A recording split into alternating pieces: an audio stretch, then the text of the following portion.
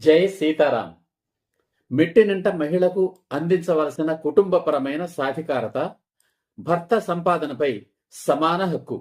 ఇక్కడ సమాన హక్కు అంటే ఏమిటో చూద్దాం. ప్రతి పురుషుడి మీద ఇద్దరు స్త్రీలకు హక్కు ఉంటుంది.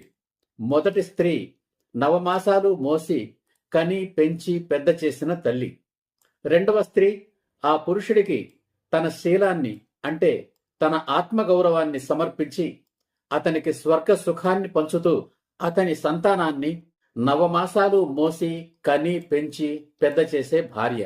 అలా ప్రతి పురుషుడి మీద తల్లికి భార్యకు ఇద్దరు స్త్రీలకు సమాన హక్కులు ఉండడం న్యాయం, ధర్మం, అవసరం. తమ పశుబలం కారణంగా పురుషులు బయటికి వెళ్లి ఏదో ఒక ఉద్యోగం లేదా పని చేసి సంసారానికి అవసరమైన ధన సంపాదన చేయడం పురుషుడి బాధ్యత. మరోసారి చెబుతున్నాను, ఐ రిపీట్, అది హక్కు కాదు, పురుషుడి బాధ్యత.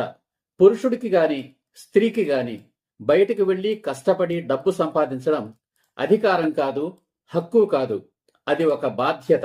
అలా ఒక యువకుడు బాధ్యతాయుతంగా సంపాదించిన ధనాన్ని సంసార నిర్వహణకు ఖర్చు పెట్టే అధికారం మొదట అతని తల్లికి చెందాలి. అదే ఆ తల్లి మహిళా సాధికారత. ఎందుకంటే ఆ పురుషుడు ఆ తల్లి స్వంతం కనుక, అంటే ఆ తల్లి ఆస్తి కనుక. ప్రతి యువకుడు తాను సంపాదనా పరుడైన తరువాత తన సంపాదనను తల్లి చేతిలో పెట్టాలి.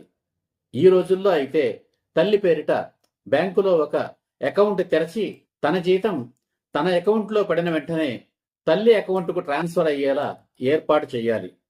ప్రభుత్వం ఆ విధంగా ఒక చట్టాన్ని చేస్తే అప్పుడు నిజంగా మహిళా సాధికారతను ప్రోత్సహించినట్లు అవుతుంది.